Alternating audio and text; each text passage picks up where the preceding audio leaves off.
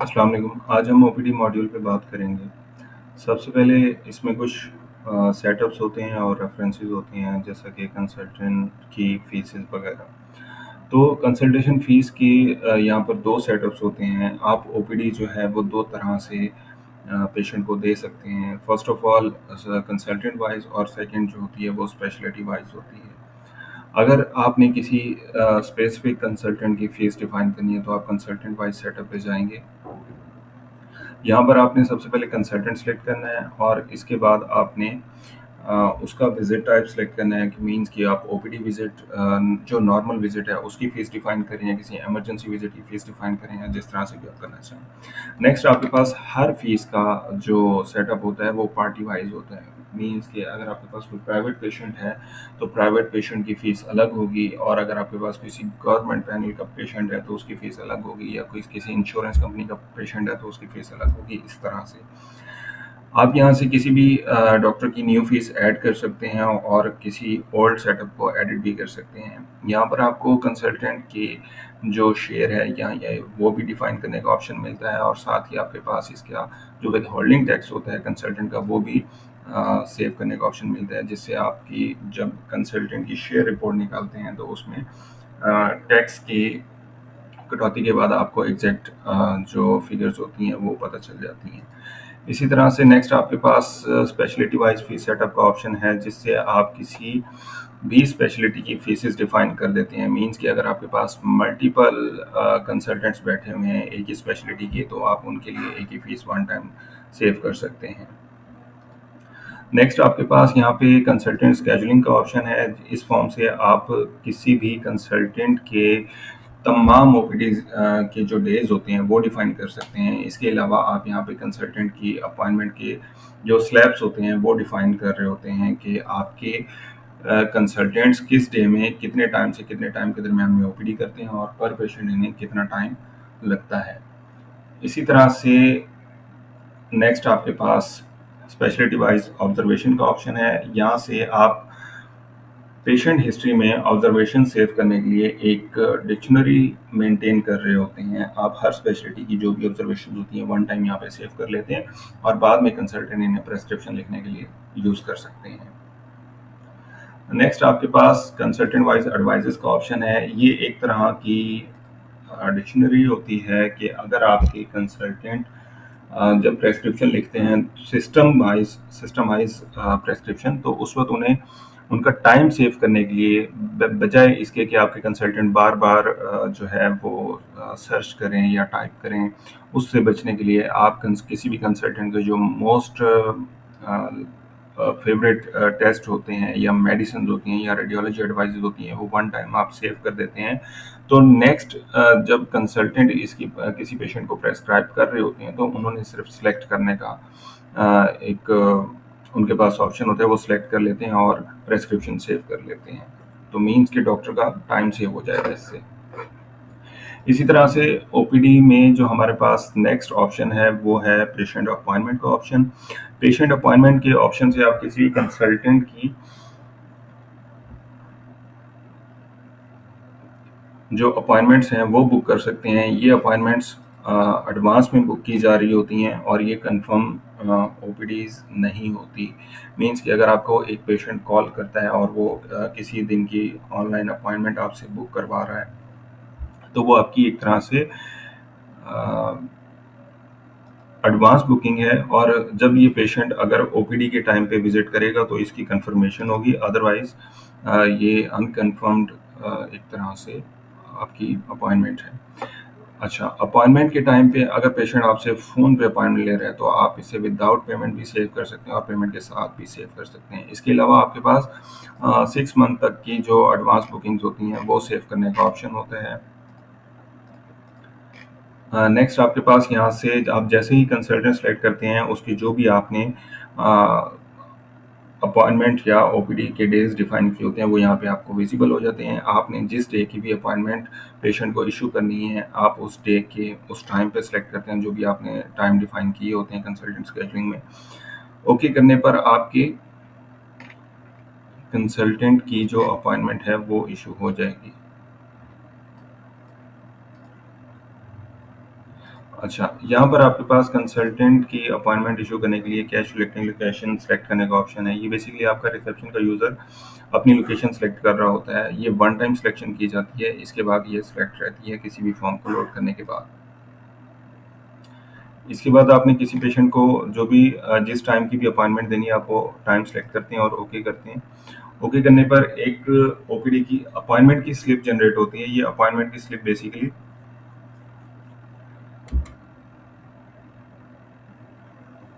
Thermal की slip होती है। इस पे आपके ओपीडी के टोकन नंबर भी प्रिंट हो जाते हैं और इसके अलावा अपॉइंटमेंट नंबर और पेमेंट नंबर अगर आपने पेमेंट रिसीव की है तो।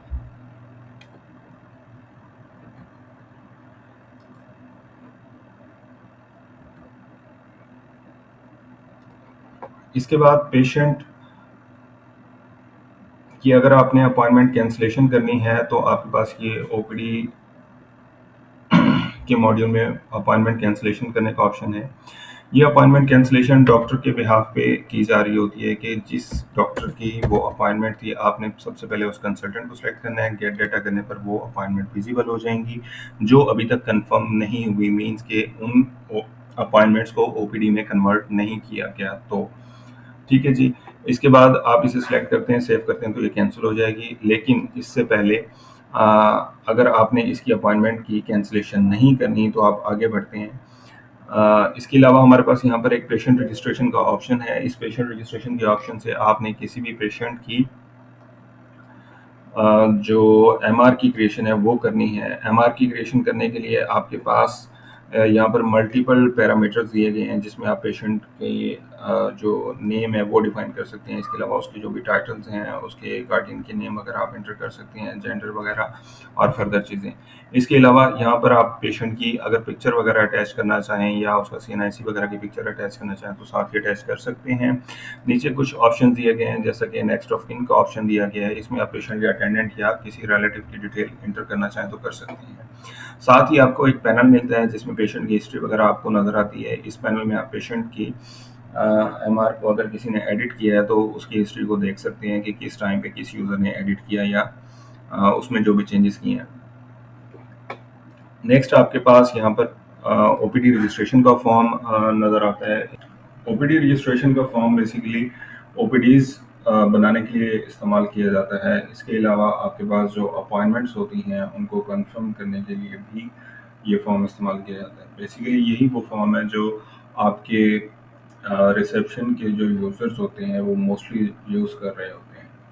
इस फॉर्म को यूज़ करने के लिए सबसे पहले आपने कंसल्टेंट सेलेक्ट करना होता है। कंसल्टेंट सेलेक्ट करने पे आपके कुछ डाटा जो है वो इनेबल होता है जिसमें आपके विजिट टाइप्स होती हैं कि पेशेंट जब आपके सामने खड़ा हुआ है ये किस टाइप के विजिट के लिए आप ओपीडी में बुक कर रहे हैं। इसके अलावा इसमें आपकी पार्टीज इनेबल हो जाती हैं जिसमें आप बताते हैं कि पेशेंट जो है वो किसी पैनल का पेशेंट है या किसी कह सकते हैं कि जैसे सेहत कार्ड का पेशेंट है या प्राइवेट पेशेंट है।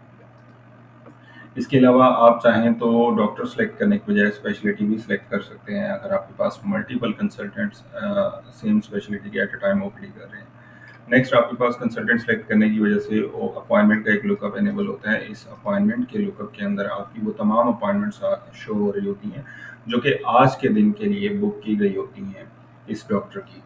तो अब जैसे मैं इस अपॉइंटमेंट नंबर को सिलेक्ट करता हूँ तो इस अपॉइंटमेंट नंबर को सिलेक्ट करने पे क्या होता है कि इस पेशेंट की डिटेल्स यहाँ पे विजिबल हो जाती हैं क्योंकि इस पेशेंट ने इसकी अमाउंट जो है अपॉइंटमेंट की वो ऑलरेडी पे कर दी है अपॉइंटमेंट के टाइम पे। तो ये जो अमाउंट है वो यहाँ पे ज़ीरो आ रही है रिसीव अमाउंट ओपीडी के लिए। नेक्स्ट आपके पास कैश कलेक्टिंग लोकेशन जैसा मैंने बताया तो फॉर्म लोड करने पर आपको फर्स्ट टाइम सेलेक्ट करना लाजमी होता है। इसके अलावा यहाँ पर डिस्काउंट्स वगैरह के ऑप्शन भी मौजूद हैं। अच्छा, अपॉइंटमेंट के टाइम पे जो पेशेंट को अपॉइंटमेंट नंबर इशू कर दिया गया था वो अपॉइंटमेंट नंबर यहाँ पे सिलेक्टेड आ रहा है।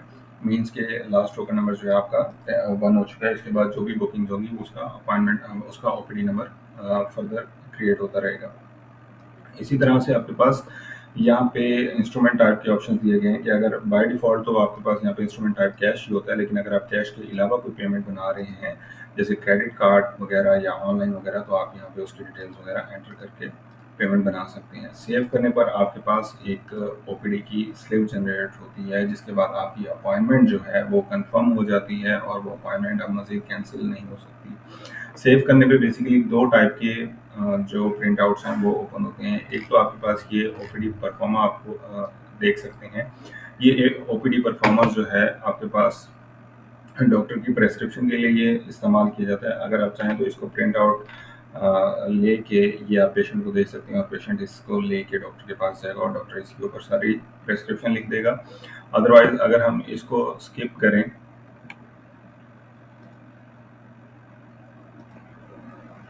तो ये हमारे पास अपॉइंटमेंट की स्लिप है जिसके ऊपर आप देखेंगे अपॉइंटमेंट के बाद ओपीडी नंबर भी प्रिंट हो गया है, क्योंकि अब ये जो पहले हमने अपॉइंटमेंट बनाई थी अब ये कंफर्म हो गई है, तो अब ये अपॉइंटमेंट कैंसिल नहीं हो सकती क्योंकि ये इसकी ओपीडी के अंदर कन्वर्जन हो गई, ओपीडी बन चुकी है, तो ये कंफर्म हो गई। ओपीडी बन जाने के बाद ओपीडी बन जाने के बाद आप अगर किसी ओपीडी नंबर का दोबारा से प्रिंट आउट लेना चाहते हैं तो कंसल्टेंट सिलेक्टेड है, यहाँ पर रजिस्ट्रेशन नंबर का लुकअप लेके उस अपॉइंट ओपीडी नंबर को दोबारा से प्रिंट कर सकते हैं। इसके अलावा जब पेशेंट की ओपीडी बन जाती है तो यहाँ पर आपके पास एक ऑप्शन है ओपीडी रजिस्ट्रेशन कैंसिलेशन।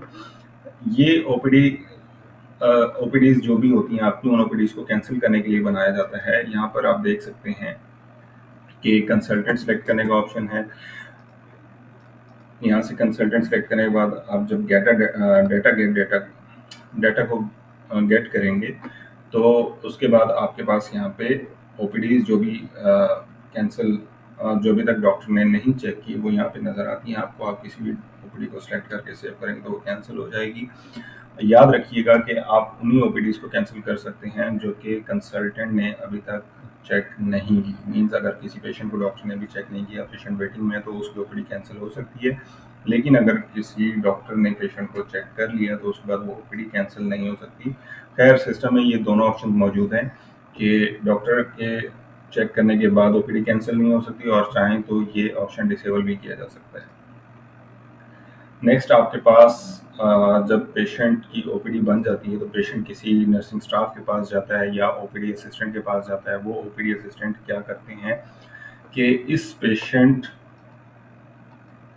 का जो भी डाटा होता है वो इस पेशेंट डाटा के फॉर्म से सेलेक्ट इस यहाँ पे ये पेशेंट विजिबल होता है। पेशेंट को सिलेक्ट करने के बाद जो है उसके वाइटल्स वगैरह एंटर करते हैं और पेशेंट को सेव कर लेते हैं। तो पेशेंट के जो भी वाइटल्स होते हैं वो सेव हो जाते हैं। उसके बाद आपका पेशेंट जो है कंसल्टेंट ऑफिस के फॉर्म पे डॉक्टर के पास जाता है। तो डॉक्टर इस पेशेंट के साथ क्या करेंगे, इसको सिलेक्ट करेंगे। सिलेक्ट करने के बाद अगर इस पेशेंट के जो भी ओल्ड विजिट्स होंगे, राइट साइड पे ये पैनल आ रहा है, इसमें इस पेशेंट के ओल्ड विजिट्स तमाम ओल्ड विजिट्स नज़र आते हैं। किसी भी विजिट पे क्लिक करके उस विजिट की हिस्ट्री देख सकते हैं।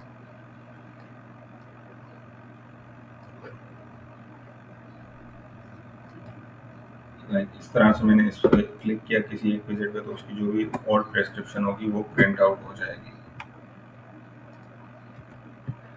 इसी तरह से नीचे जब इस पेशेंट को सिलेक्ट किया तो जो भी इसके वाइटल वगैरह नर्सिंग स्टाफ ने एंटर करके भेजे होंगे वो आपको यहाँ पे नजर आएंगे। इसके अलावा आप डॉक्टर जो है इस पेशेंट के नोट्स वगैरह एंटर कर सकता है और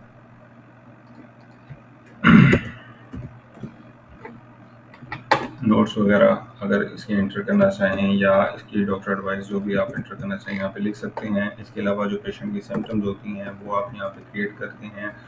क्रिएट पहले से होती हैं सिस्टम में, आप सेलेक्ट करके इस पेशेंट की जो सिम्टम्स हैं वो डिफाइन कर सकते हैं। ऑब्जर्वेशंस में आप जो भी पेशेंट की ऑब्जर्वेशन होती हैं लाइक फीवर तो आप वो क्रिएट कर सकते हैं। इसके अलावा आप डायग्नोसिस भी यहाँ पर सर्च कर सकते हैं। जो भी डायग्नोसिस अवेलेबल होंगे आपके सिस्टम में वो यहाँ पे आपको नज़र आ रहे होंगे। नेक्स्ट आप किसी भी पेशेंट को अगर कोई लेबोरेटरी का टेस्ट एडवाइस करना चाहते हैं, यहाँ पर आपको फेवरेट टेस्ट शो हो रहे होते हैं। फेवरेट के अलावा न्यू टेस्ट भी आप यहाँ से गेट कर सकते हैं।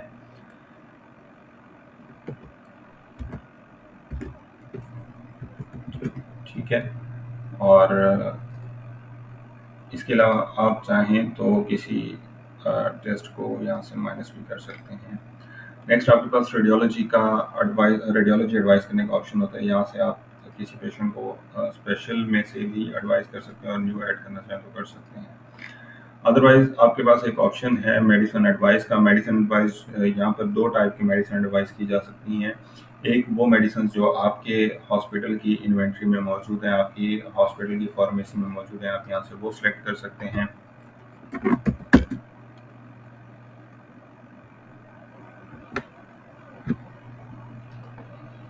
और उनकी डोजेज वगैरह आप यहाँ पे डिफाइन कर देते हैं। और एक नीचे एक्स्ट्रा मेडिसिन का ऑप्शन है। इस ऑप्शन से आप क्या करते हैं कि जो भी मेडिसिन होती हैं आपकी, उन मेडिसिन, वो तमाम मेडिसिन जो आपकी इन्वेंट्री में मौजूद नहीं है, आपकी फार्मेसी में मौजूद नहीं है, वो शायद कुछ एक्सपेंसिव हो सकती हैं, क्रिटिकल आइटम्स हो सकते हैं, तो पेशेंट ने अगर वो बाहर से बाय करने हैं तो डॉक्टर उन मेडिसिन को इस पोर्शन में लिख सकते हैं।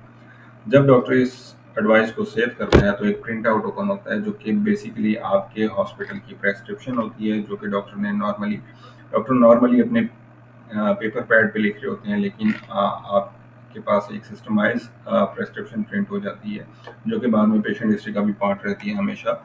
जब कंसल्टेंट फ्यूचर में इस हिस्ट्री को कॉल करना चाहे तो वो इजीली कॉल कर सकते हैं। जब एक पेशेंट को चेक कर लिया जाता है तो यहाँ पर वो पेशेंट ग्रीन हो जाता है, मीन्स कि इस पेशेंट की टैगिंग हो गई है। आप मजीद दोबारा इस पेशेंट को कुछ एडवाइस करना चाहते हैं तो सिलेक्ट कर सकते हैं, और इसकी ओल्ड हिस्ट्री देखना चाहते हैं तो यहाँ पर रिजल्ट्स भी आ जाते हैं। नेक्स्ट आपके पास ओपीडी में एक पेशेंट का जो एमआर होता है, उस एमआर को मर्ज करने का ऑप्शन है। इस एमआर मर्जिंग के फॉर्म से आप किसी पेशेंट के अगर गलती से 2 एमआर बन गए हैं तो उन एमआर्स को एक ही साथ मर्ज कर सकते हैं। तो इससे होता क्या है कि एक एमआर डिलीट हो जाएगा और एक एमआर बाकी रहेगा, और जो भी दोनों एमआर की हिस्ट्री होगी वो मर्ज होकर एक एमआर पे शिफ्ट हो जाएगी। नेक्स्ट आपके पास कुछ रिपोर्ट्स होती हैं ओपीडी में। इनमें जैसे कि लिस्ट ऑफ अपॉइंटमेंट्स का ऑप्शन है, ये आपके पास कंसल्ट एक्सेल की रिपोर्ट होती है जिसमें अपॉइंटमेंट्स की डिटेल होती है। आप पूरे मंथ की जो है डेट सेलेक्ट करके आप अपॉइंटमेंट्स देख सकते हैं, किसी मखसूस कंसल्टेंट की देख सकते हैं, मल्टीपल फिल्टर्स होते हैं इसमें। नेक्स्ट आपके पास लिस्ट ऑफ ओपीडी रजिस्ट्रेशन की रिपोर्ट है। ये भी आपको एक एक्सेल के अंदर ओपीडी की एक डिटेल रिपोर्ट मिलती है जिसमें आप समरी और डिटेल दोनों ऑप्शंस के साथ इस रिपोर्ट को प्रिंट कर सकते हैं। यहाँ पर इसमें मल्टीपल पैरामीटर सेलेक्ट करने का ऑप्शन है, और एक्सेल में होने की वजह से इसको आप अकाउंट्स में और ऑडिट पॉइंट ऑफ व्यू से भी यूज़ कर सकते हैं। और इसमें डिटेल जो है वो बहुत ज़्यादा डिटेल रिपोर्ट होती है। इसी तरह से आपके पास अगर आपने कभी फ्यूचर में किसी कंसल्टेंट की ओल्ड अपॉइंटमेंट को या ओपीडी को प्रिंट करना है तो आप इस फॉर्म से प्रिंट कर सकते हैं। ओपीडी अपॉइंटमेंट के फॉर्म से यहाँ पर आपके पास लास्ट 1 मंथ तक की जो भी ओपीडीज होती हैं, अपॉइंटमेंट्स होती हैं, यहाँ पर विजिबल होती हैं, आप दोबारा रिप्रिंट कर सकते हैं। इसी तरह से आपके पास list of OP appointments cancellation का ऑप्शन है। पूरे मंथ में जितनी भी अपॉइंटमेंट्स कैंसिल हुई होती हैं आप उनको दोबारा रिप्रिंट कर सकते हैं। अदरवाइज आप इसमें जो आपके पास ओपीडीज होती हैं, लिस्ट ऑफ ओपीडी कैंसिलेशन के फॉर्म से आप तमाम ओपीडीज जो हैं वो प्रिंट आउट कर सकते हैं जो आप कैंसिल कर चुके हैं, उनकी डिटेल्स प्रिंट कर सकते हैं। इस लिस्ट में आपको कैंसल्ड ओपीडीज नजर आएंगे। इसी तरह से आप आगे बढ़ते हैं। यहाँ पर आपके पास कॉर्पोरेट बिल का ऑप्शन है। अगर आप कॉर्पोरेट यूज़ कर रहे हैं तो एक पेशेंट के कॉर्पोरेट के जो भी बिल्स बने आप उनको सेलेक्ट करके यहाँ से प्रिंट कर सकते हैं। और इसमें वॉक इन पेशेंट को जो भी सर्विसेज दी गई होती हैं, लेबोरेटरी, रेडियोलॉजी, ओपीडी या डायरेक्ट सर्विसेज वगैरह, वो दोबारा प्रिंट कर सकते हैं। इसी तरह से आप आगे बढ़ते हैं तो आपको कंसल्टेंट शेयर की रिपोर्ट मिलती है। कंसल्टेंट शेयर की रिपोर्ट जो है ये बहुत डिटेल्ड रिपोर्ट है। इसमें आप टैक्स के साथ कंसल्टेंट का जो भी शेयर है वो आप प्रिंट करके देख सकते हैं। ये समरी और डिटेल दोनों तरह से प्रिंट होता है। इसमें कुछ फिल्टर्स दिए हुए हैं। आप किसी स्पेसिफिक कंसल्टेंट की रिपोर्ट भी प्रिंट कर सकते हैं और ऑल कंसल्टेंट्स की भी रिपोर्ट प्रिंट कर सकते हैं। इसके अलावा विजिट टाइप्स हैं, इसके अलावा यूजर्स हैं और पार्टी, ये तमाम डिटेल्स आप प्रिंट कर सकते हैं। जब आप इस रिपोर्ट को प्रिंट करते हैं तो आपके पास एक पीडीएफ की सूरत में रिपोर्ट प्रिंट होती है जो कि आपको किसी भी कंसल्टेंट का किसी भी मखसूस डेट के अंदर जो भी कंसल्टेंट शेयर होता है वो एंड में कैलकुलेट करके बता देगी। नेक्स्ट आपके पास एक ऑप्शन है जिससे आप list of OPD speciality wise अगर आप रिपोर्ट प्रिंट करना चाहें स्पेशलिटी वाइज किसी पेशेंट की स्पेशलिटी वाइज आप पूरे मंथ की पेशेंट्स की रिपोर्ट निकालना चाहें ओपीडीज की तो वो निकाल सकते हैं। इसी तरह से आगे बढ़ते हैं तो हमारे पास जेंडर वाइज फ्लो होता है। आप पूरे मंथ के अंदर जेंडर वाइज अपनी ओपीडीज की लेबोरेटरीज की रेडियोलॉजीज की बुकिंग वगैरह प्रिंट करके देखना चाहते हैं तो आप यहाँ से वो देख सकते हैं। नेक्स्ट आपके पास स्पेशलिटी वाइज फ्लो है कि अगर आप पूरे मंथ के अंदर ये देखना चाहते हैं कि किसी भी के सबसे ज़्यादा किस स्पेशलिटी के अंदर बुकिंग हुई है तो मल्टीपल स्पेशलिटीज़ की आप बुकिंग देख सकते हैं इस तरह से। लास्ट में आपके पास एक व्यू मिलता है ओपीडी रजिस्ट्रेशन का। इस व्यू से आप ये देख सकते हैं कि आज के दिन में टोटल कौन कौन से और कितने पेशेंट जो हैं वो ओपीडी रजिस्ट्रेशन के लिए बुक हुए हैं।